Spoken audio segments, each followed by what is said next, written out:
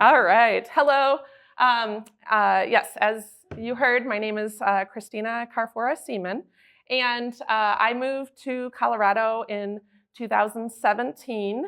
And immediately before that, I was living in Florida. I was working on my Master's of Fine Art. I have 2 master's degrees in sculpture and ceramics, and I also was a teacher in the past. And in the introduction, I'll start talking about that actually, because believe it or not, that's what led me to bonsai. So, and then this tree you see here, I'll be talking about a little bit more later, but this is a Shohin bougainvillea that I purchased from Mike Lane, I think 3 years ago, 2022. Okay. So as I was mentioning, the background, I'll talk about for the presentation my inspiration for working with tropical bonsai material in Colorado specifically. And so some of these things are just like personal experiences that I have, but they're things that have worked for me in Colorado, which can be tricky for certain species. And so through lots of error and some trials, I've kind of worked through some of these since I moved here in 2017. I really began my bonsai journey in 2019, though, which I'll talk about. Next, I'll do an overview of tropical species that have proven successful in Colorado. And then I'll briefly mention non-traditional bonsai styles that have been that are unique specifically to tropical bonsai material. And so just kind of the history of that and kind of where they are. I'll be talking about how I have created an indoor environment to overwinter tropical species. And then I'll also mention other setups and other ways of going about that, since everyone's living situation is different. And then I'll go into great detail, as we were talking about previously, of the shuffle of tropical materials. I figure that probably about 6 months a year, give or take, I'm doing the shuffle, which turns out to be a great workout and time consuming. So it's the spring and fall, but of course in Colorado that can vary a little bit. Sometimes even early summer, there's a few hiccups. And then I'll be talking about the summer work and watering schedules and how I've set up my watering. I briefly mention fertilizing, which in my experience has been different than how I treat my native species here in Colorado. And then identifying and addressing pests and diseases, which in the winter especially can be very challenging in Colorado when the trees get weak. So I'll start with just the introduction of myself. When I meet someone in the bonsai world, I always love learning about the aspects of their life. Our life experiences can often be seen in our creative endeavors, whatever that is to you. Many people ask, why do you work with tropical bonsai material in Colorado, especially since we have so many beautiful native species? And I say, well, it's a long story, and that's what all of you get to hear today. You'll find out in my artwork, I'm also a storyteller. And so this is just a great opportunity to share why in the world am I doing tropicals here. In 2017, I completed my Master of Fine Art degree in sculptural ceramics from the University of Florida. It was a 3-year program, and previous to that, I completed another 3-year program at the University of Houston in Clear Lake. My thesis work explored how a person's perspective can change through the experience of travel. And so travel has greatly influenced who I am as a person, and also back to the why am I doing the tropical species. I have been fortunate to have the opportunity to travel to 27 countries thus far. I have studied abroad in Peru, France, and the Czech Republic. I also had the opportunity to live in Jakarta, Indonesia for 1.5 years and study with the Indonesian Heritage Society group. And that really was a pivotal point for me as a human person who I became, and also really influenced the work that I created and led me to bonsai. Um, and sorry, the travel has become part of who I am. Some of my fondest memories have occurred in tropical regions around the world throughout my travels. When I work with tropical bonsai material, I'm immediately transported back to a specific time and place. My memories come flooding back into my new life here in Colorado. And so it's more of a whole experience for me when working with the tropicals, like the smell, the feel, and all of these memories associated with it. Here's just a few examples of some of my travel experiences. A very small little snippet. When I was compiling this talk, I made a folder and ended up with almost 700 or 800 photos to prepare this one presentation. It was wonderful kind of going back and reliving some of those and being reminded of my inspiration specifically for tropical bonsai. You can see here in the upper left-hand corner, those are my parents. It was a little out of their comfort zone, but when I was living in Indonesia, they came to visit me for a few weeks, and I think their eyes were definitely opened as well. This is us sitting in a banyan tree outside of a sacred temple in a small town in Bali, Indonesia. And then if you see on the right, another really moving sort of pivotal experience was being in nature, in the tropics, in the wild. I had the opportunity about a half dozen times to go to some pretty isolated areas where they still have orangutans that live in the wild. And those were some pretty moving experiences. And seeing the word orang hutan, I learned to speak Indonesian while I was there, maybe like a 3-year-old, but the word orang hutan means person of the forest, and seeing how connected they are, the way they're built, the way they exist in the trees, but to also identify that we're less than 1%, I think, from many of the great apes, and seeing how connected they are to trees and kind of bringing us back to our past. And then just the influence of the trees, of on the environment there. Over here in the lower left-hand corner is Wat Mathat, which is in Thailand outside of Bangkok. It's a pretty touristy visited place, but you can still feel isolated in those scenarios. And seeing the sculptures made by humans and how they're just enveloped by nature once again, which was pretty moving. And then sort of jumping over to I was able to visit Angkor Wat in Cambodia, and the same thing, these ancient ruins that some of them are almost structurally being held up by some of the banyan trees there, and then some of them are actively destroying them as well, and seeing that relationship was really interesting. When I was studying with the Indonesian Heritage Society, I was able to travel into a very isolated group of people called the Bedouin, who have rejected any forms of modernity, but from the last 2,000 years. And they speak a Sanskrit form of language, and seeing how they were connected to nature, to their surroundings, and to this tropical environment.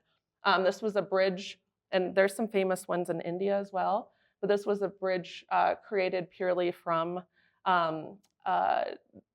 ficus trees with aerial roots and allowed to grow, so it's a living bridge. So it continues to grow instead of it's repaired in some ways, but it's kind of the opposite of how we have worked on our society.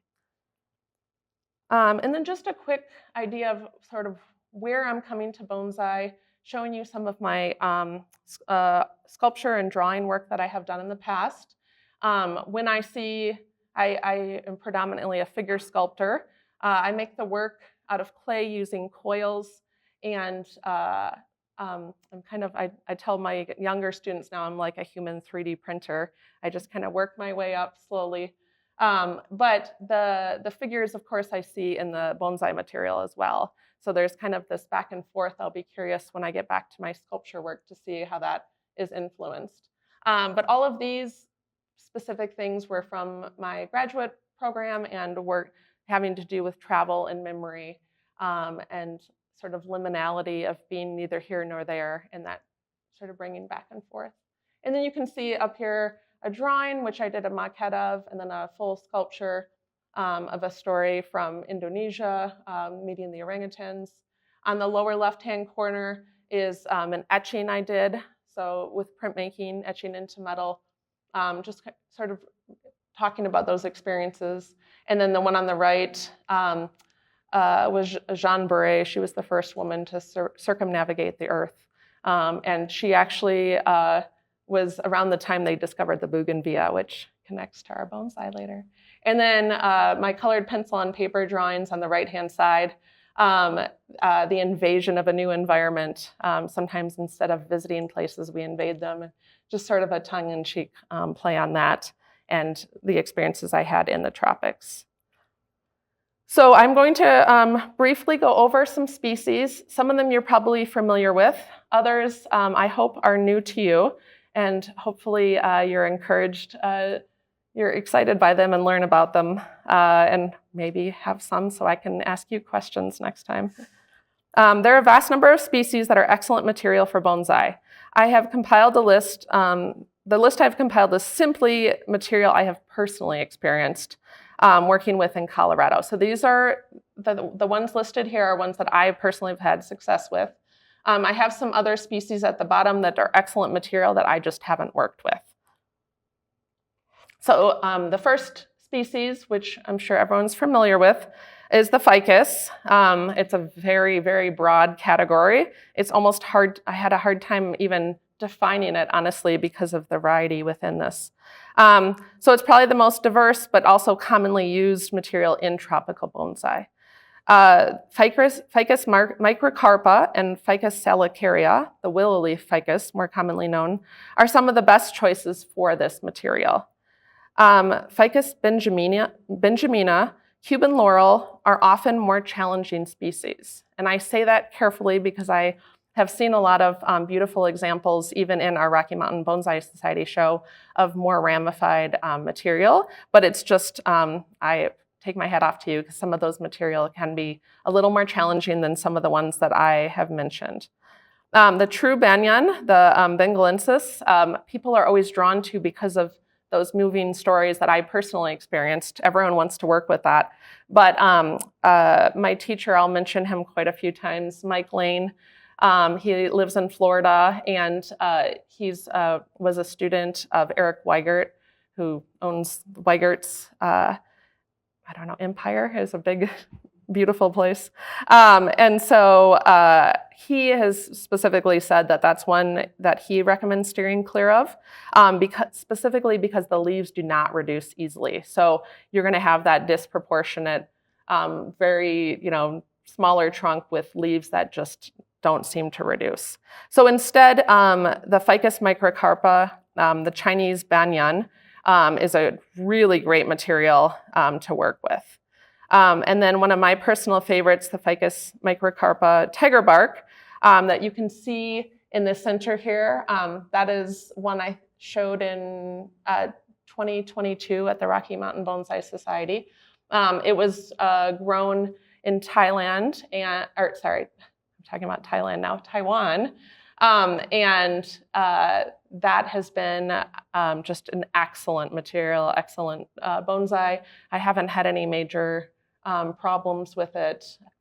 And so I highly recommend it. It also has a beautiful textured bark with variation on it, which is hence the name tiger bark. So it can produce breathtaking specimen. This is a very small one compared to what you might see in Southeast Asia, for example. In general, ficus are fairly hardy, tolerant to a variety of conditions, and can grow rapidly. That's saying it with the fact that there are quite a few ficus within that category, but the ones you commonly find in bonsai have been proven to be pretty good. The next one here is the Brazilian rain tree. I would say the Brazilian rain tree was my first love. When I was an art teacher at Northland High School here in Colorado, and when I moved here, my mom said, "Oh, I'll take you to." This is probably everyone's like beginning story with bonsai. I had some bonsai in the past, but when I moved here, she said, "Oh, let's go to the nursery. I'll get you something." And I got a juniper percumbens, which, of course, like the story goes, I quickly killed. Well, within a couple years, but it is no longer with us. But I discovered another wonderful little bonsai place that isn't in existence anymore. And when I walked in, this tiny little pencil tree jumped out at me, and it was a Brazilian rain tree. And that's when I really started getting into bonsai and really passionate about it. So that one little tree kind of led me down the rabbit hole. This species has a beautiful, small, compound leaves and an exfoliating bark. You can see some of the variation in that trunk. So it grows so rapidly that the bark sort of exfoliates or flakes away in these big chunks, and that's okay. It's actually showing you that it's healthy as long as it's still alive. It grows rapidly, it backbuds readily, and ramifies easily. The Brazilian rain tree can heal wounds with almost no scar if properly cared for. So that's the big caveat to that one. This one is a legacy tree that I was able to inherit or purchase in 2023. And this one was grown actually from a cutting. It's so big, it's the only tree I can't carry by myself in my garden. And it was grown in Florida. It's absolutely magnificent, but it was grown in somewhat of a clip and grow technique, and all the wounds on it, I mean, there's one at the very top that you can sort of see, but they've all healed. It's pretty amazing. As the trunk matures, it begins to flute, which adds to the age and visual interest. It's a little hard to see in the picture, but the fluting is pretty pronounced in mature trees, and they start fluting sometimes even with an inch or so. It doesn't take too much. The leaves will turn yellow if it has too much or too little water. So it's a little challenging in that way, but the great thing is, I always say that the Brazilian rain tree really communicates with you. And so if there's anything, it's not like you're surprised, when you find it crispy and dead later. It's going to communicate and put a big fit up. So it's your job to problem solve what's going on with it. The leaves close at night, and if it gets too dry, or if it has too much sun. And so there's a lot of ways you can kind of read what's happening with those. And so I would say out of my trees, this one I keep a little more on the moist side, a little wetter, partly because of its ramification. It does tolerate more water, but if you leave it soggy, the trunk will definitely rot. So you need to be careful with your watering. The next one, which a lot of people are also familiar with, the bougainvillea. The specific species that I have a few examples of in my collection are the Bougainvillea glabera. So the species is native to Brazil and parts of South America. It's also extremely diverse. So when you start going down looking at things online of bougainvillea, it's a little overwhelming because there's so many different options. But I'm trying in this talk to kind of clarify, because not all bougainvillea material are going to be equally successful for a refined ramified tree or specimen at the end. So the best species is the Bougainvillea glabera. The flowers are pink and purple, so that's the easiest way when you're starting to look for material. If you want something that you just want to enjoy, go for any of the colors. But if you really want to work on this and bring it forward in its ramification and design, I would probably try and stick to the pink and purple. And another easy way to tell if it doesn't have any flowers are the leaves are going to be very shiny. They're also smaller than some of the other species, but they're not always the dwarf variety. The example you see on the upper right-hand side is a pink pixie, and it is one of the best materials for bougainvilleas, but the challenge is it grows extremely slowly. So this one was developed and grown in Taiwan. Weigert's is able to import things directly from Taiwan, and so they're able to get some really great material that we wouldn't necessarily be able to get otherwise. So this one was probably in the absolute perfect growing conditions because it grew very, very large and strong. It's probably about 33 inches tall and at least 36 inches wide or so. And I had a little bit of a hard time regulating the water with it last year. It defoliated and I got a little bit of branch dieback, and since then I have regrown and added more ramification on just in Colorado. Here they grow very quickly, even the slower species, slower varieties.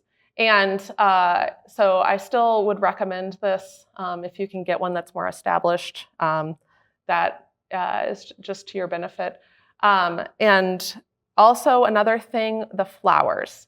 The flowers are beautiful. The first 2 years that I had this, I let it just go crazy. I enjoyed every moment. The flowers are so bright, they almost hurt your eyes, especially in the sunlight. But it did get weaker as a result. The flowers are a huge expenditure of energy, and the only thing the bougainvillea wants to do is flower.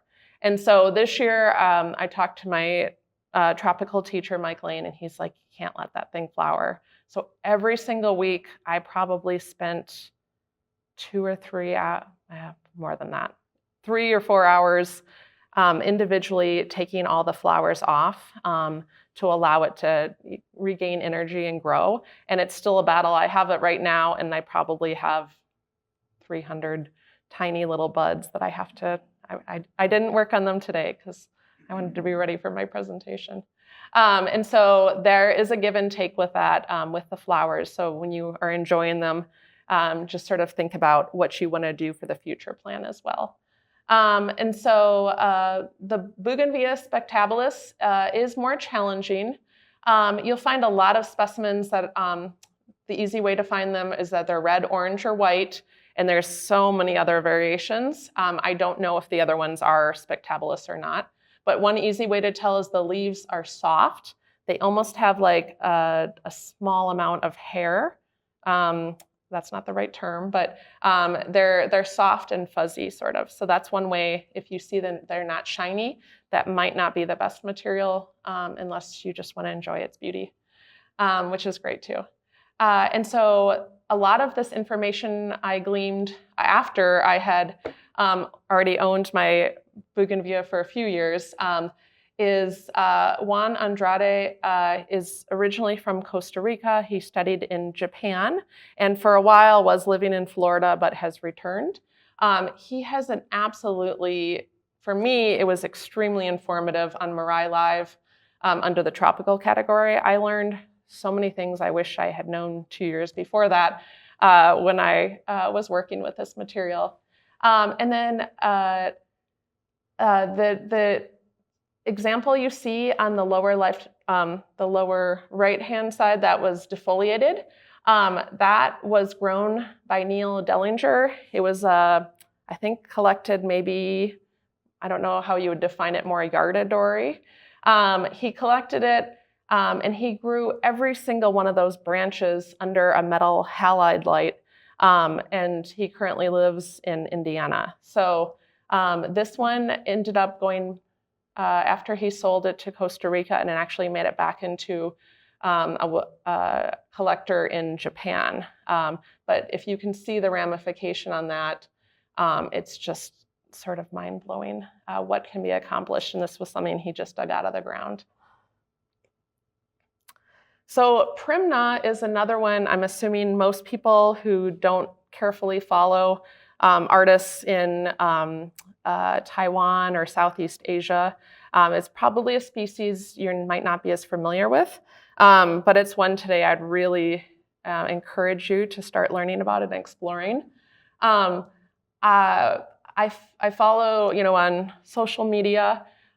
There's a lot of really great examples and things that are happening, but specifically Halo Bonsai, which is in Bali, Indonesia. I've been following them, and I can there's some things in English, and I can kind of decipher through my little bits of Indonesian that I know, sort of what they are, the species, who owns them. But there is some amazing thing happening in that part of the world with bonsai. It's sort of the examples you see on the right-hand side in the center, were examples that were either grown in Taiwan, the upper one, and then the other one is from Indonesia. So Premna is one of the most incredible materials that I have found, sort of researching what's happening in Asia. It grows quickly. It can hold deadwood, as the example we were talking about over here. The one that I have is imported from Taiwan, the large one with the deadwood. And it was actual Yamadori where it was collected, and then they did some very basic refining. But that one was defoliated and cut back, and I worked with our women's study group here in the Purple Pot Society in, I think it was April and May.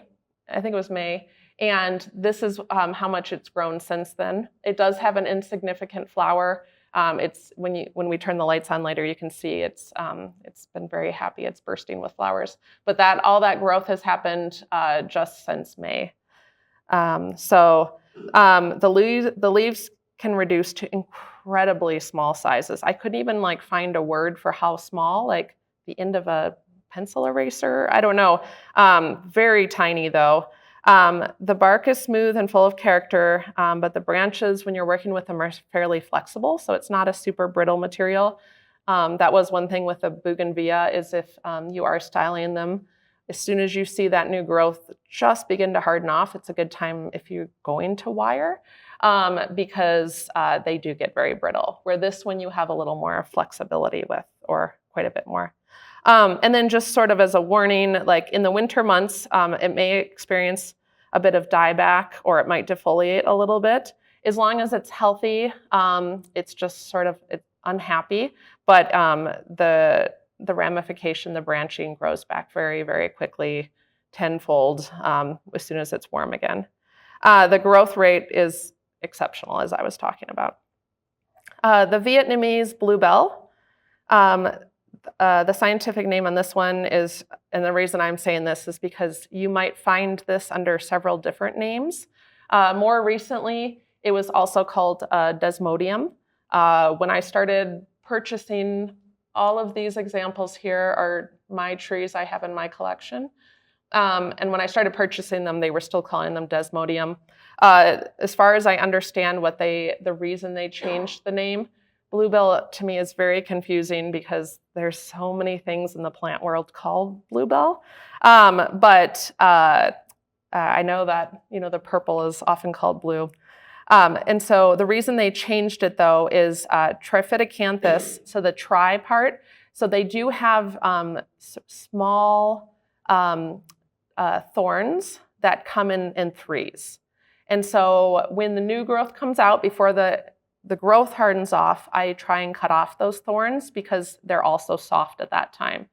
You have to be very careful though that you don't, because they always will do the thorns often where they produce flowers and also where the new growth is. So you have to be very careful not to damage the new growth if you're intending on having it, grow further. These grow very quickly, and so a lot of times it's not an issue because I'm actually trying to keep it into shape, or bringing some of the energy back into the tree. And so that's just one little tidbit there. And so even the young material can have very textured, rough bark. So even if you get a whip or a seedling, it barks up pretty easily, very quickly, and makes it a lot of fun to work with. They're extraordinarily flexible. If you get a young seedling or a whip or something of that nature, you can just contort them, wire them up, and just sort of explore and learn about, forms and shapes, and they're a lot of fun to work with. And they have naturally small oval-shaped leaves, which is also beneficial. You don't really have to try and reduce them. There are smaller dwarf varieties, but again, when you reach the dwarf variety, you can get very small leaves, but you also have the really small growth habit as well. Slow growth habit, sorry. And so one of my favorite parts, it's a different creature than the bougainvillea, but it blooms several times throughout the growing season.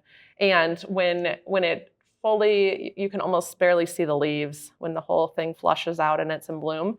It has a very pleasantly strong fragrance.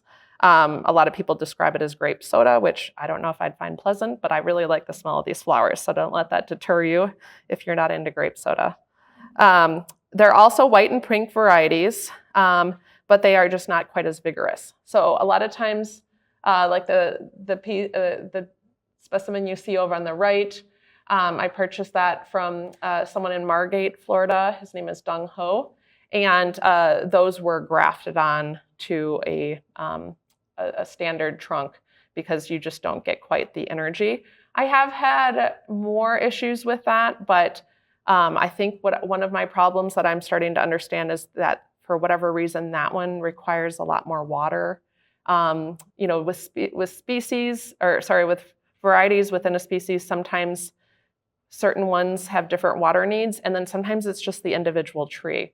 And so I don't know what this one is, but this is the only one I have experience with, but it needs quite a bit more water for it to stay healthy. So there was a little bit of a learning curve with that. And as I mentioned, it has the thorns and a very vigorous growth habit.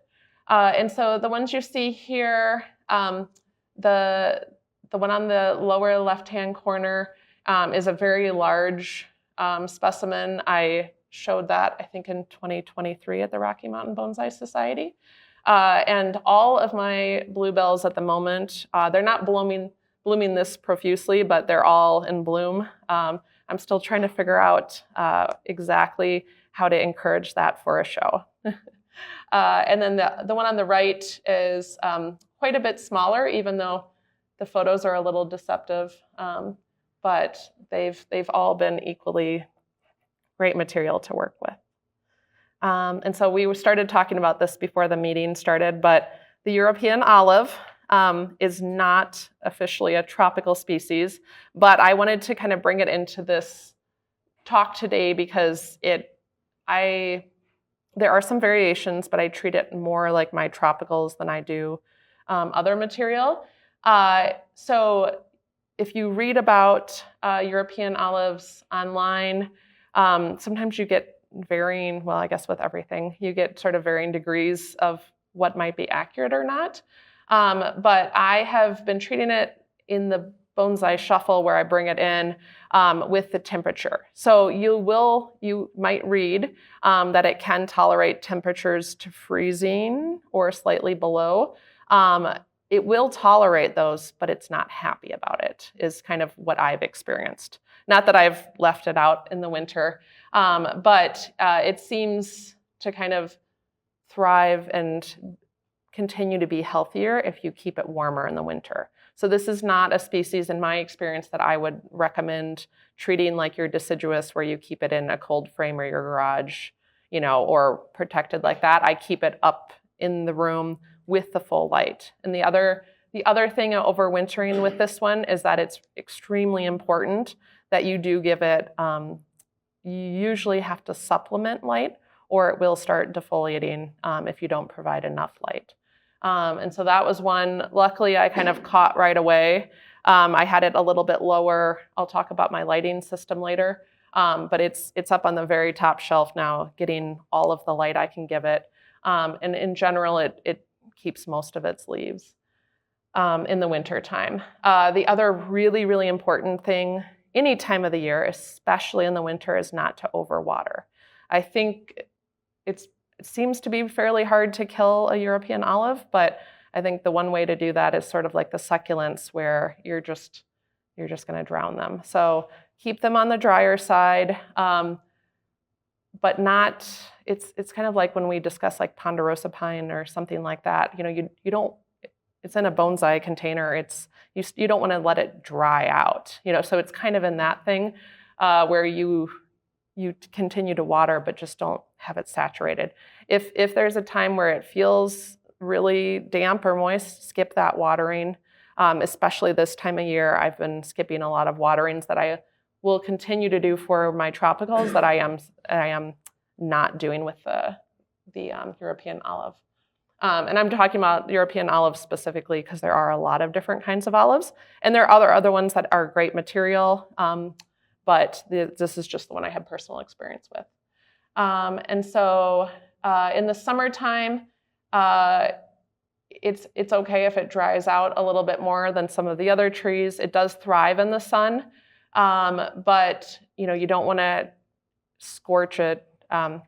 It won't scorch per se, but I think that a little bit of shade is also helpful. So just kind of watch the leaves, see if they're getting bigger, see if it continues to grow, and kind of react to it that way. And so the best, I say Yamadori because they're not. That term is a little loosely used, but the ones that are collected are found in California. They were originally trees that were brought over from Europe, but like anything, if they come from seed, there's going to be variations. And when you see them, there are collected varieties that have slightly larger leaves.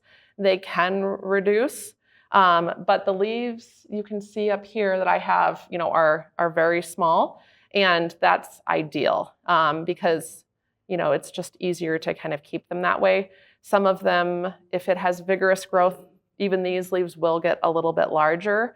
But I've listened to a few podcasts, and they said that the smaller the leaves usually are better. It seems like the smaller leaves are a little bit thicker, and the larger ones get just a tiny bit thinner if you know the tree really well.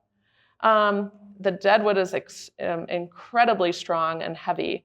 So they're very fascinating. When they're collected, a lot of them are taken from like old vineyards in California or citrus, like areas they're growing other trees, and they're kind of almost a nuisance because they've become so established. And a lot of the ones collected, like the example over here, were actually manipulated. They were cut from a bigger trunk, and they're pretty incredible. They can grow back, they can root. They're strongest right upon collection, but if you try and do some of that work later, you have to be a lot more cautious. So if you're going to do any heavy work, if you can get something that's been recently collected, that's your more of a window of opportunity to do, say, if you're going to, totally cut the bottom off and have it regrow roots or whatnot. And my experience is the European olive has grown more slowly in Colorado, but I've had zero health problems with it. It's very reliable. It very rarely gets a yellow leaf. And so I've listened to some podcasts that have talked about how vigorous they can grow, but I have experienced a moderate amount of growth. So for me, they've been slower for sure than any of my other tropical species, but still worth it because they're beautiful. The sea hibiscus is another one I'm assuming a lot of people here aren't quite as familiar with.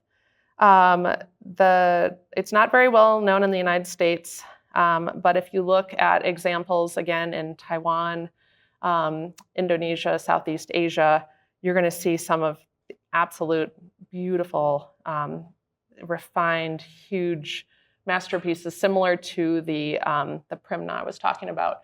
The example you can see on the upper right-hand side was recently shown in Indonesia at one of their mini bonsai competitions. I think this one was in Bali, but you can see the amount of ramification. When you look at it, this is not a species that you would pick for bonsai. You can see without knowing anything about the species. You can see the middle photo here is a picture I took yesterday or in the last week. So I am actually, I got a more developed cutting from Mike Lane 2 years ago.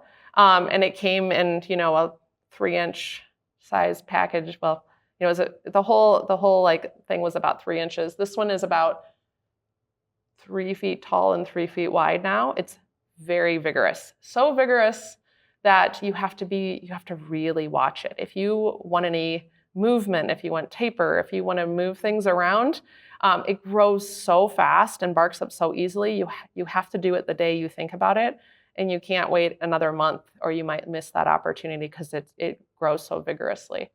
Now, I have slowly been up-potting this. My intention, I didn't show you a picture of it because it's kind of a big gnarly mess at the moment, but my intention is to make it into a finished shohin at some point in the future, which is funny because it's almost hard for me to lift up right now. It's in such a big pot and it's so heavy, but I'm intending on bringing it back down to a, 4-inch pot someday. And so that's the size the leaves are currently. I think that's part of like that rapid growth rate. And to kind of make it a little bit more clear, I showed you an example on the lower left-hand side close to sort of my information over here. So that's Mike Lane's shohin. He's grown, many of these. And this was from his Instagram page. He has an example of what that leaf, similar to what I was holding in some of his specimens, or some of the pieces he's growing, and then into that sort of mid-level. And then you can see already with only a couple years of development, he's worked that, now he lives in Florida as well, so he has a different climate, but he's worked that down to, I think they're larger than dime size, but maybe more like quarter size leaves. So it's pretty incredible. They've been really fun to work with. It would be one I would encourage you just to kind of experiment and play around with, get some cuttings. And the best variety is the red stem. So that's the one thing you will find. You'll start seeing more material that you can, that are, rooted cuttings or seedlings, for maybe $25. But if you can find the red stem, that's the most ideal to work with. And a lot of people, if they have more of an established bonsai, pre-bonsai, they often graft the red stem on it, similar to how sometimes people treat junipers with, certain things. And then the elephant tree, I again go by the scientific name with this one because there's a lot of elephant things out in the plant world. Everyone likes to name everything an elephant. So the Apulicaria decarii, it's a succulent species that is from Madagascar. And this is one I just put in here to talk about because it's kind of one of those attention-getting, like, what is that? I'm not familiar with this. A lot of people kind of stop and just sort of try and figure this one out. And it is a succulent.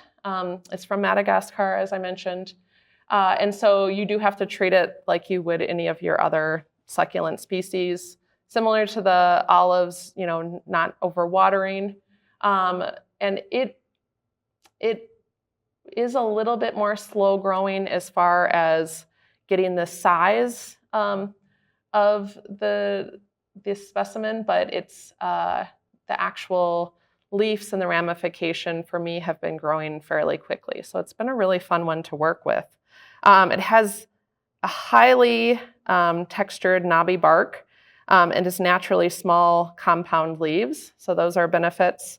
And with that, there is quite a bit, I'm finding, variation in the bark and the growth habit. And so I'm assuming there's probably more varieties than we know since it's a little bit newer species. I love plants in general, so I'm also a member of the Cactus and Succulent Society. I also am in the Orchid Society, not as active as I am here. But I did attend the Cactus and Succulent Society show the last few years, and you can find some of the younger material there. Was just one sort of easy place to find the material. You can also find smaller ones grown from seed from Weigert's. An important thing, if you're interested in propagating, is that each individual plant is either male or female. So that doesn't really matter. I haven't heard anything if it affects their growth habit.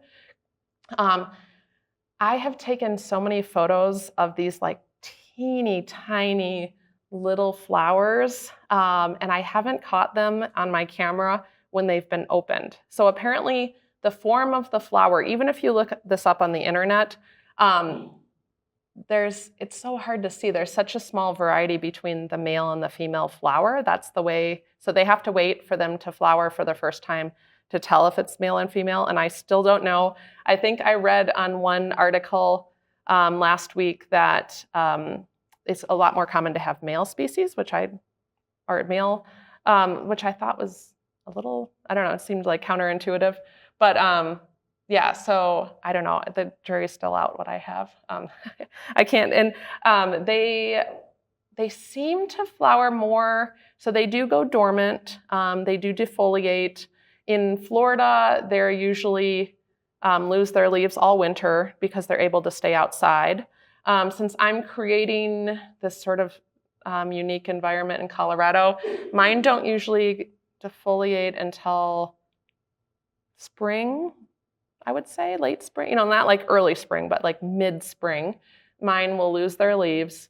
And then once it starts warming up in June, then their leaves will grow back. So if that happens, that's what it's natural. It's okay that happens. And right around that time is when I've been getting the small flowers. I checked on my notes. I had some in April this year, and then also in May. So 2 separate times that it flowered for me. So anyway, it's just sort of a fun, interesting species to work with. Okay. And then I'll mention just some of the other species that I was talking about that I don't have a lot of personal experience with. And then this will probably be a good time we can take a break.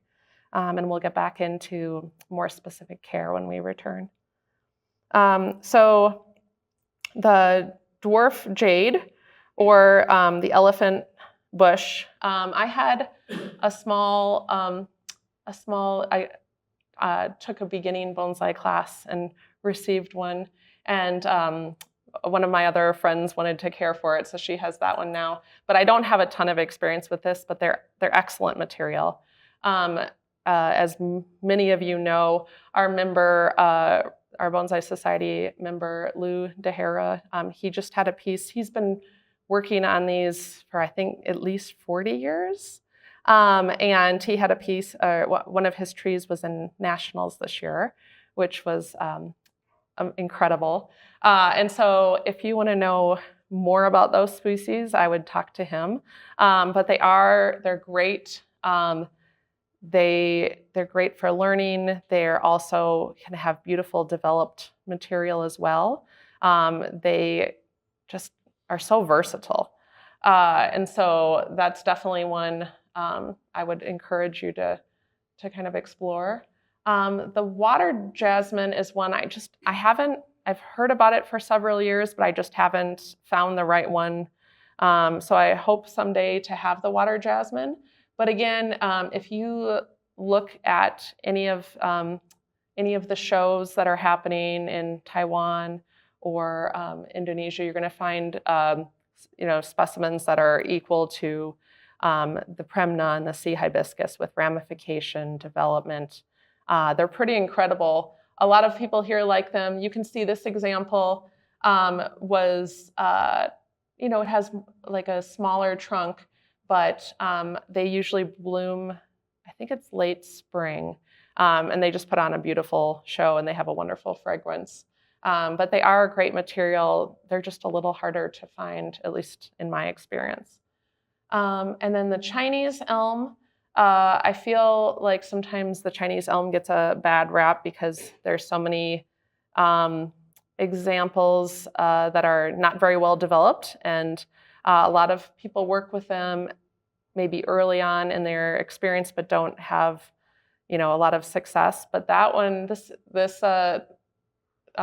piece you see here, the specimen is huge. It's ramified. It's developed. Like they have so much potential. Let me think. 2 years ago, one of our members, Lydia Young, showed a forest that was it was a beautiful composition. She actually grew those from seed. So I would love to hear a little bit more from her about that. But Chinese elm is another great example.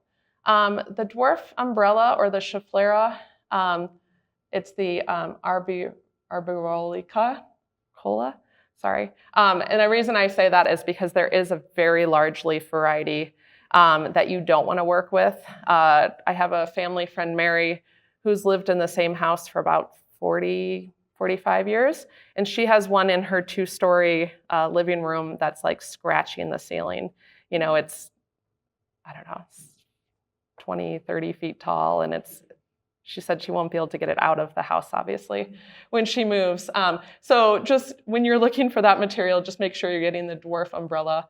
This one, people have a lot of like mixed success with because if you sometimes if you cut them back past the point of where they have buds or leaves, sometimes they don't always grow back. So they're a little more finicky in certain ways, but they're great for learning about tropicals. And the one thing that I really enjoyed working with, I was caring for one for a friend for about a year while she was traveling abroad, and the aerial roots are so much fun to work with. I wrapped sphagnum moss around it with plastic, and probably grew 20 aerial roots from that. It's a technique I wouldn't recommend for everything though, because if you leave a lot of, especially tropical material, physically in sphagnum moss, you're just going to rot it out or kill it. But the umbrella tree was very, very tolerant. It didn't lose any bark or get soft or anything. And it was kind of a fun species to work with. So, yeah. Okay. So when we return, I'll talk about some of the bonsai styles unique to tropical species and about the care in Colorado. Mm-hmm. Yeah. And during break, if you have any questions for me, let me know. Okay. So next we'll talk about non-traditional bonsai styles unique to tropical species. This is just a very brief overview. I'm only listing 2 that I have a little bit more personal knowledge with. But the exciting thing about the time we're living in and where bonsai is and where it's headed, I feel like there's so much interest internationally, worldwide, and so as there is more interest, there's going to become more variety and more styles and more species as it enters new places. Bonsai artists are strongly influenced by their surroundings and the natural environment and the material available locally. As bonsai becomes increasingly international, new styles and species are created. Some of the most powerful, refined tropical bonsai can be found in Asia and Southeast Asia, and specifically Taiwan. And the reason I bring that up is because when we think about the history, the more recent history of Japan and bonsai, we kind of look to that as some of the best examples. But what my teacher, Mike Lane, was telling me is that in his experience, some of the strongest tropical species are found in Taiwan or elsewhere in Southeast Asia, actually, specifically for the tropical species. So that's why I keep bringing up Taiwan. And talking about Taiwan, I have to mention the Min Swan Lo. He's a pivotal figure leading Taiwan with his innovative styling techniques. He's been working, I think, for 40 or 50 years at least. That might be an underestimate. And he has traveled internationally. As far as I know, the last time he was in the United States was last year at in Houston at the Bonsai, the Bayou conference and exhibition there. And his work is just, you need to look it up if you aren't familiar with his work. But he's really taken tropicals to another level. And if anyone's familiar with the cosmic style of bonsai, that also has a connection and stems to Min Swan Lo.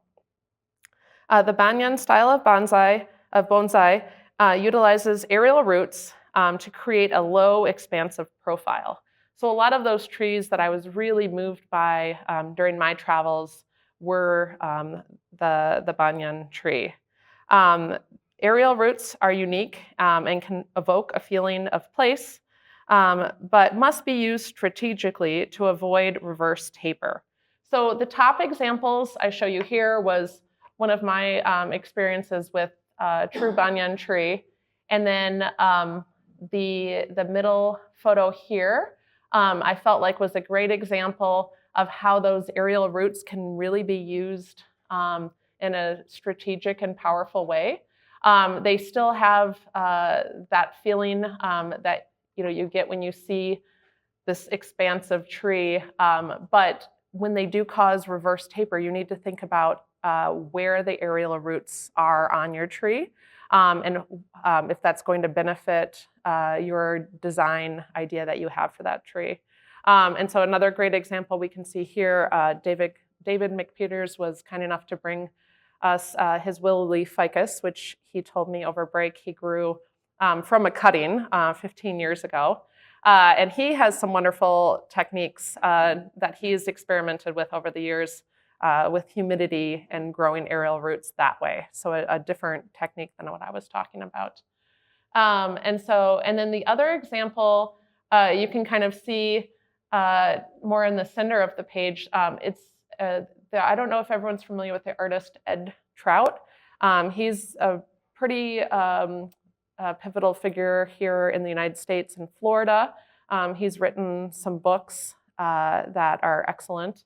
And so this was one he grew, and it was just another beautiful example of a way that the aerial roots are used to really enhance the design, but also to kind of avoid that reverse taper that can occur. And then, as I mentioned before, I've developed aerial roots on a Schefflera that I was caring for from a friend. And I used the sphagnum moss. And then I used, sort of to keep it all together, I used a light grafting tape only because it was thinner. So I wasn't using it as grafting tape, just to clarify that. And then to kind of jump over to one other well-known, more well-known style, the Pyrenees style of bonsai is from South Africa and was developed by the artist Charles Serrano. He is now deceased, but he was really inspired by the renowned South African landscape painter, Jacobus Henrik Pyrenees. And so that's where the term came from, even though the painter himself was not the one who developed the style. He was influenced by seeing those acacia trees that we often see as kind of like the silhouetted landscapes that I showed you over here.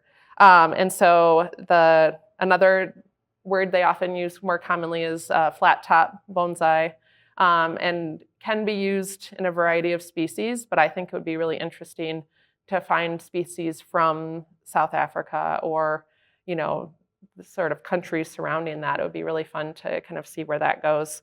And as far as I understand, those often are sort of honed in, or the shape comes partially from like giraffe and other creatures reaching up and trying to chew those down. So it's more of an unique shape. So it's kind of a combination of its natural growth habit and then animals that are native to that area. And so the examples I show you here, the middle one is one of our local Bonsai Society artists, Bravo. And I think his is a bird's nest. And I stopped quite a few times. I think he's shown that a couple different years, maybe 2022 and 2023 or 4. And I was always taken by the design of it. And then just another example to kind of show you sort of the variety of how that can go is one I found from an online exhibition at the San Diego Bonsai Club. So that's pretty much what I have for the tropical species for the designs. And now we're going to, for the rest of the presentation, we'll focus specifically on caring for tropical bonsai in Colorado. And I just jump right into one of the more challenging aspects of overwintering tropical bonsai is the winter time. They get weak. We don't have quite the right environment.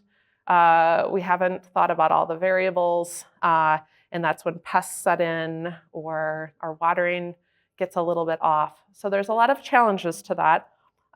But these are some solutions that I've found, and I've continued to kind of hone in my home environment to help them thrive and continue like forward-moving growth instead of trying to catch up in the summer from some of the death and destruction that happens sometimes. So the very first thing, even though this is about lighting, just kind of the basic idea about overwintering and the shuffle of bringing back and forth. Tropical species must be taken in at nighttime when the low temperature reaches below 50 degrees.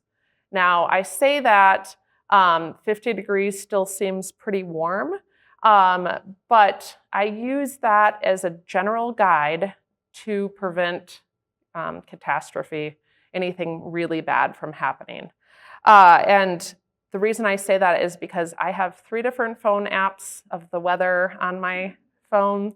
I have different kinds of thermometers in my home, outside of my home, in my garage. So I try really hard to keep tabs on what the temperature is. And oftentimes when I wake up in the morning, at least 1 or 2 of my apps, it might be 8 degrees colder than what they had originally forecasted. And so if you have that happen on a more regular basis, those 8 degrees can make a very big difference. And so since I have larger specimens, and I just love my trees, once it gets below 50, I bring them in every night. And during the day, you can kind of watch a little more cautiously. If it dips down to like 45 in the day, it's less dangerous, because you're watching them, and it won't be necessarily that dramatic shift, like you can pay attention to that. And so many species can handle lower temperature, but the thing you always have to think about is you risk damaging or weakening the plant. So if they keep getting too cold, one night might not be bad, but they're gonna get weaker and weaker over time, and that's when you start having pests and other issues with it. So if you choose to continue the shuffle of bringing your tropical bonsai collection outside during the day and bringing them back in at night, you need to design a fail-proof reminder system. And so, of course, I experienced this the hard way. When my first daughter was born, she was born in September, so usually pretty warm. And when she was 3 days old, we had a cold freeze, like a hard freeze. And I was only thinking about being a new mother and caring for her. And I came out sometime during daylight hours of sleeplessness, and I looked out on my balcony and saw all of my tropical bonsais, which is the only thing I had at the time, sitting out there. And some died immediately. Some took several months to die. At that time, they were, very what do I want to say? I was just beginning, I didn't have much invested in them, but it still hurt my heart, and I have never ever done it since then. So I have 3 different alarms on my phone. My husband and my family are like, "Your alarm's going off again, Mom." I'm like, "That's my bring in the bonsai alarm, number 3."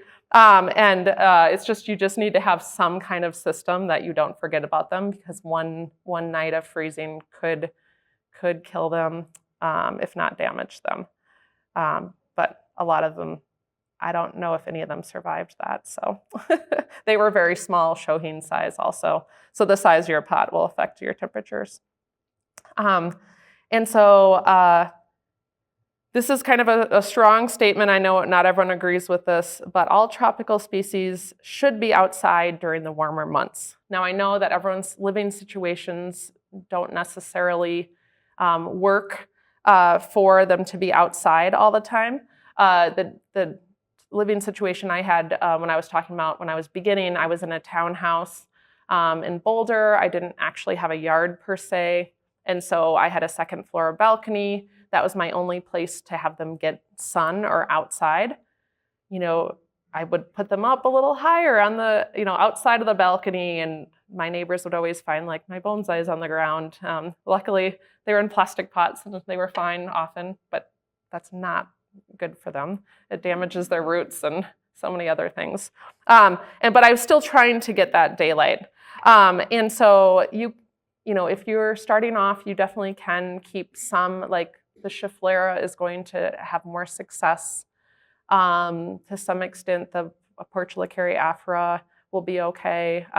But if you really want your bonsais to thrive, your tropicals, they do need the actual sun. Maybe not full sun, shade, but all of mine just do so much better. Every single one does better when I bring them outside.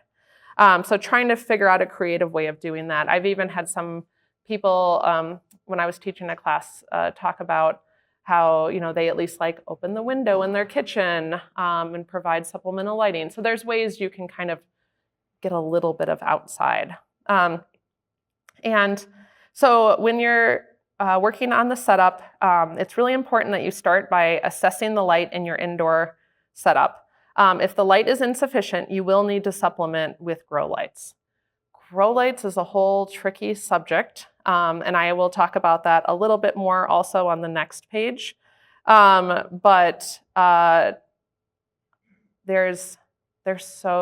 of like a deep wormhole of confusion when it comes to lighting.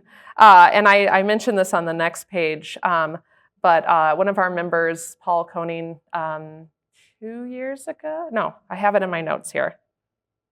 Yes, February of 2022. He gave an absolutely incredible, he has a degree in horticulture and he has like the science behind it. So I would definitely recommend looking that up on the Rocky Mountain Bonsai Society, the YouTube page, and listening to that maybe 20 times like I did to try and soak all the details in. It's very informative and hopefully it will help you in your lighting decisions. It helped me quite a bit. And so one way to assess more accurately is to find a light meter, to purchase one. It can help more accurately assess light. The one I have also assesses, tells you your humidity levels and the temperature in your room. And so the one I purchased was from the Houseplant Journal. You can find them on social media, and then they have a website. And as I mentioned, all grow lights are not created equal, so do your research. I'm not going to give recommendations. I don't think I'm qualified, but I have found a complicated system that works for me. And so you can see in the pictures here on the upper corner over here on the right-hand side, this was my setup that I started with. And so all of the lights, I've had the setup for about 6 years now, but I've continued to develop it. So, to save space, I have the wire shelving, and then I have this whole complicated system of gooseneck lights. These are kind of like the bare necessity if you're going to try and do a lighting system. I my trees were okay, my tropicals, but I wasn't getting a lot of growth. And then I did this like whole system of like testing and taking pictures and writing them down. And it was shocking how much light that's emitted can really vary from each kind of light that you purchase. And that's really going to directly affect the light or the health of your tropicals. And so this was what I started with. And then down here in the very, very purple photo here is my current setup. And so as you'll hear when you listen to Paul's talk on YouTube, it talks about the spectrum of lights. There's so much that you'll see online of full spectrum and this and that, but he kind of breaks it down. But the red and the blue lights are important for growth and for blooming and for health. And so mine has full spectrum. It has red and blue combination in there. And everything just did so much better when I really bit the bullet and improved my lighting system significantly. So the issue with this, now Paul has his, I got to see his set up. He has them actually on a track and it moves kind of like it does the sun, which is like super amazing. We moved into a new house and my husband's like, you're not putting that many holes in the ceiling.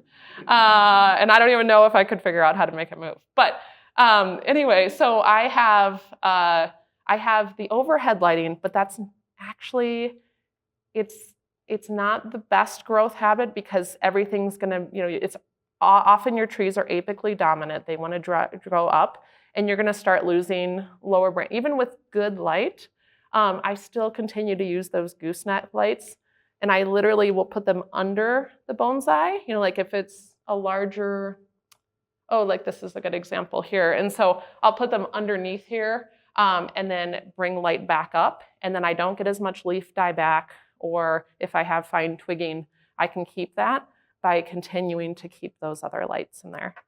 So that was my biggest takeaway from my lighting system.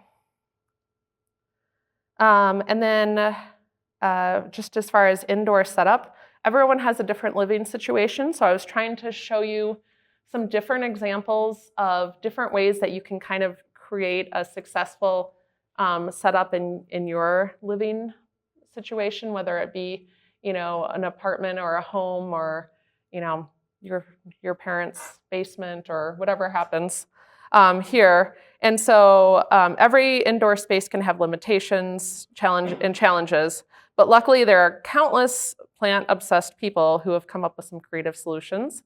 So in every situation thus far in my living situation, I've been able to find something someone else has tried that's kind of been useful. As I mentioned, I use the wire shelves to save space because I put it in parentheses. All my trees in the winter live in my art room, which I'm a full-time mom. I have a 4- and a 6-year-old, and so I'm not creating a lot of art at the moment, so it's just the art room right now, and mostly the bonsai room. But I'm still trying to have it be usable space for my art, so I try and keep a lot of the table space clean. One big thing, so I have a lot of orchids as well. I was confessing over our break, I probably have about 80 or 90 of them, so about 70 or 80 too many. And so I have started using a humidifier in that room. There is different ideas and discussions on like what humidity is good for tropical bonsai, just trying to create their native environment. And so I've heard numbers anywhere from 40% to 80%, and I don't really know exactly, depending on the species, where that falls. But I have I have 2 humidifiers in that room, partially for a lot of the orchids that are doing quite a bit better in there with the extra humidity. That being said, I know a lot of people talk about humidity trays. It is, in my experience, it's not something I would recommend. And the reason is either water sitting in the trays that catch, when the water comes through inside, or humidity trays, if you're not careful, can create a situation where the bottom of your pot and your roots are always wet and create root rot and create a whole mess of problems. And so I have chosen to, and also another thing that's kind of controversial is, spraying the leaves of your plants. The issue with that is that you can create a fungal infection in the plants, and other sorts of scenarios if they're physically staying wet all the time. And so the humidifier has been working for me, especially with the addition of the orchids. Another thing that I have experienced, which is not necessarily to encourage everyone, but the more plants you have, the better. They kind of they have a lot more higher humidity without actually adding anything if you have an unreasonable number of plants in one room.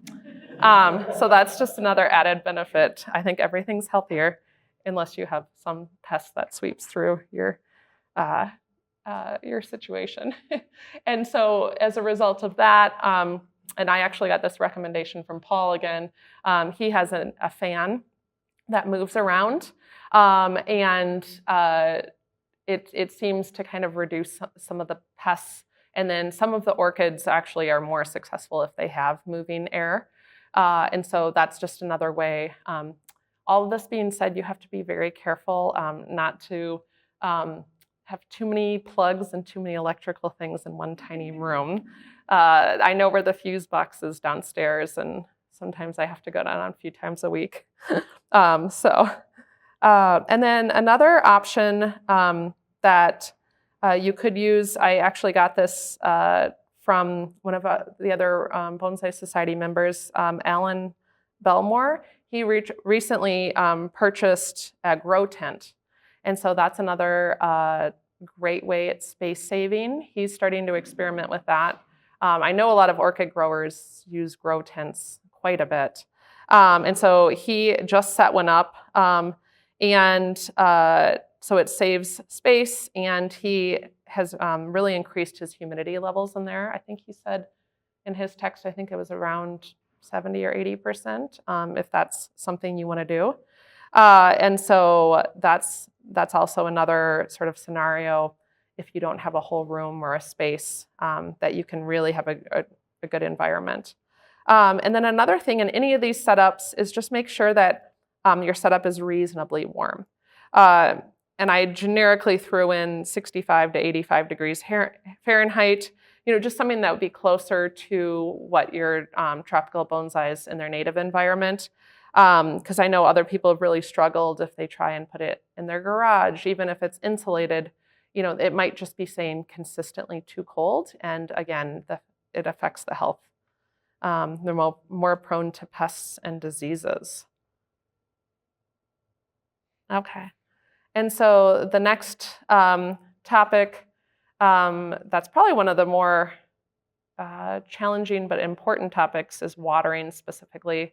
And then there's the controversial topic of fertilizer that I'll briefly mention. So these are some things that I've used for both winter and summer, spring, fall, thoughtful watering habits can be one of the most important factors to having success in bonsai in general. And so going by I water this plant once a week is not a road to success. It's I water it when I feel it's dry, or I see its leaves look a tiny bit wilted, or you don't want to let it wilt. But you really, really have to be watching each and every individual plant on a daily basis, sometimes a couple times a day, depending on the season. And so there's not one universal way to water all tropical species. So we were discussing over break sort of briefly, which is an interesting topic. What is a tropical? How do you define that? It's all these parts of the world. And so we were saying generically a plant that we're not going to allow it to freeze. But that being said, the watering habits of even the trees you see up here are extremely different. And so I don't just water everything the same way. And this is, also talking about the winter months. You have to be extremely careful with your watering on both sides because the heat in your house is extremely drying.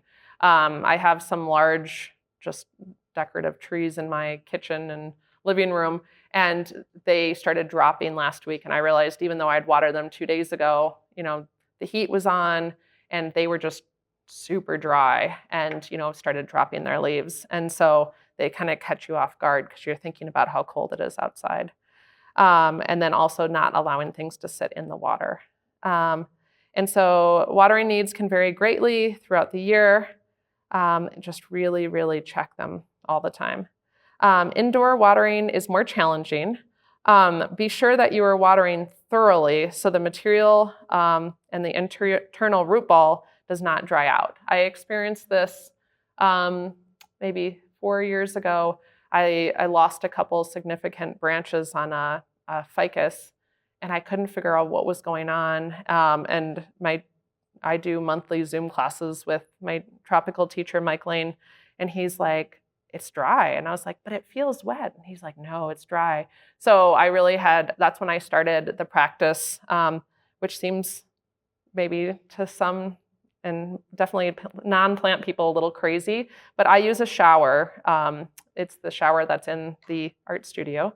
I use the shower to water thoroughly. It also helps because one of the things, if you're really doing a careful job watering any bonsai in the summer months, you let it drip through, you're flushing out some of the salts, if you kind of got a little generous with some of your fertilizer, all those things that can really cause a lot of damage. When you start watering with a little tiny watering bucket inside of your home, you're going to have the same issues because you just don't think about it in the summer months because you're already, doing that. And so really changing how you water can help a lot. And so I was using the tiny watering bucket. I had little trays so it wouldn't get, a mess or, ruin the wood floor. But after that, every single bonsai I have goes into the shower. Also, this is the time when they're a little bit weaker, and so you get a lot of more pests.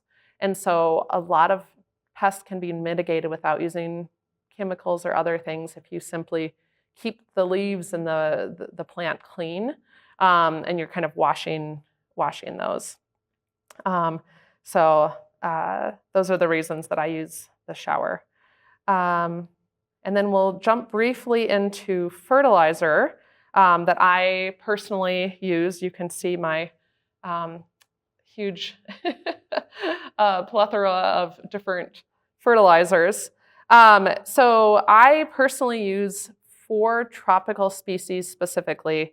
I use a combination of organic and synthetic. I had a lot of health problems last winter specifically, with all of my bonsai. And the first thing that my teacher, Mike Lane, said is like, when did you last fertilize and how much, what did you use? And so it's been since 2021, I've started working with native species much more seriously, and I'm really enjoying jumping into that world as well. But they, in my experience, do have different needs. The native species, this is their natural environment. I've been working with more organic fertilizers. Many of you are familiar with our professional, Todd Schleifer, who I've had the opportunity to work with. I always say my tropical teacher and then my native species teacher. So he's been a great mentor and friend. But I know he works with the raw products, the raw grow and the raw bloom. And so I did start that regimen last year, which has been wonderful for my native species, also for my tropicals. But in the winter month, like every few weeks or every month, I do supplement with a little bit of the chemical fertilizer, the synthetic products. And the reason I do that is because I've heard from a few different professionals who work with tropical species is that their growth rate is so fast and exponentially faster than some of our native species here, that they if you're going to continue to build them, you need a little extra boost. So that's just been my experience. I know everyone has different opinions about that, but since I started supplement, just kind of like you would take supplements at home, I've been using some of that synthetic fertilizer, and this is the Grow Big is the one, I think Andrew Robson, one of his products he recommends, who's a deciduous bonsai artist. And so I purchased that along with the fish emulsion from his recommendation, and that has helped a lot. So I'm going to continue that. Even though your tropicals are growing more slowly over the winter, don't stop fertilizing at all. That was what I did for the most part last winter, and that, at least on my more developed, refined trees, that was not to their benefit. They definitely were unhappy about that. So, and then over here, these are just some other setups. This summer, I did purchase some of the dosatron to alter my water to the pH levels, and also add some of the fertilizer into just my daily watering, like microdosing. This one here, you can see on the top, was from one of the Bonsai Society members, Brennan Brown. He was kind enough to invite me over to his garden and show me his setup and kind of go through things step by step so I could sort of mimic what he has done here. And so I have not completely set that up, so I don't have any personal experience, but I know sometimes amending your water, or at least checking what your water pH also can really, everyone here who lives in a different county, a different part of Colorado, Paul also breaks this down in his talk. You can have quite a variety on your pH level. So it's, I just purchased this, the one you can see in the middle here. I just purchased that 2 years ago. And at least I can be aware of the change in my pH level from the beginning of the summer to when the water table's lower at the end of the summer. And sometimes some of those health problems could potentially be just from your water coming out. I've also had heard people who have had a lot of issues with well water. So if you're having some problems, definitely sort of check out all those things, just what the water actually is. So those are kind of that. And then the other lovely photo on the right is me giving my bonsai a shower. These are so big, I keep them on wheels in the winter months. As I was talking about the bonsai shuffle, I have been doing the shuffle for several months now, and I don't need CrossFit because I can just shuffle bonsai all day. I think I've gotten quite a bit stronger. But in the winter, I just moving them around little bits. I don't want to, scratch the floor or, have any issues, and so I just keep them on wheels, which can be very dangerous outside if you have wind. They can move quite a bit, so I wouldn't recommend that. I lost a bonsai pot the beginning of this year because of that, but they are really beneficial. So I just kind of bring it over there, scoot it into the shower. After you give it a shower, those pots are heavy. They're very heavy. So sometimes I just let them kind of drain and hang out, and then I always have a tray underneath it to catch everything, because they will continue, to kind of flush out after. Hey, Christina. Yeah. Well, you have that picture up. What do you do to keep the soil from? When I've done this, the soil just sort of flushes. Oh. And yeah. do you have a mat? Yes. Or is this not a problem? No, it's a problem. Yeah, and that's an excellent question. So I use, do you know the mesh that you can use at the bottom of your bonsai pots when you're doing the holes? So some people sometimes will buy from the craft store. You can get bigger pieces of that are used for, I don't know what kind of, crafting happens with those, but they're larger pieces of plastic. And so I layer them actually. I put them over the drain because they move around when you move the bonsai. So I probably have 6 of those to keep them from going down the drain. Because with the frequency that I water, you'll definitely need a plumber to come in and have an expensive visit. So yeah, I use a lot. I'm glad you mentioned that. So. Okay. And then this is just the last, I know we're almost at time here. This is the last thing, just kind of talking about my setup for the summer, because I focus so much on overwintering. So I have I have a very small backyard, and it's south facing, which can be very challenging for all species of bonsai. They don't like that much sunlight being blasted. I also have a very strict HOA that won't allow me to build a shade structure. And so this has just been a constant challenge, trying, thinking about umbrellas. We also have a lot of wind, especially where I live. So kind of like trying to juggle all of those. The one thing I did when I first moved into this house in 2021 is I had 2 bonsai benches built. The only challenge to that is that they were in the perfect space. They look great, but the light that I'm getting is not ideal. And so the first one I built, which is the biggest one, does not get the beautiful, soft morning light. But then, starting around 1 or 2 o'clock, it just gets completely blasted by south-facing light. And so I have sort of manipulated things where I have certain species that are more tolerant, and tried to kind of create different scenarios, but that is not ideal. I took a picture of this bonsai bench because this is the ideal lighting. I'm getting all of that beautiful morning light, and then it's exactly the opposite. So by like 1 o'clock, noon, they're in shade again. And so with that, with my watering schedule, I usually try and water right away in the morning if I can and have time. But then I always kind of come back in after that sun goes away. I always check. So it's really challenging because the ones that are in the shade in the morning, they're still a little too wet.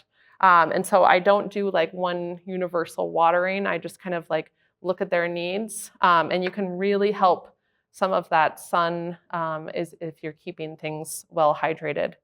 And then you can kind of see my setup. I have my watering wand, which has helped a lot, like we were talking about with all, just sort of softer watering. And this is where I will also be putting my dosatron and amending the water in the future.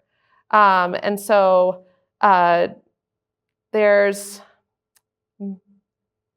if we can make a general statement, which is challenging, most of the hard work I do on my tropical bonsais might be the end of June, but July is the very best month for, I think, almost all my species.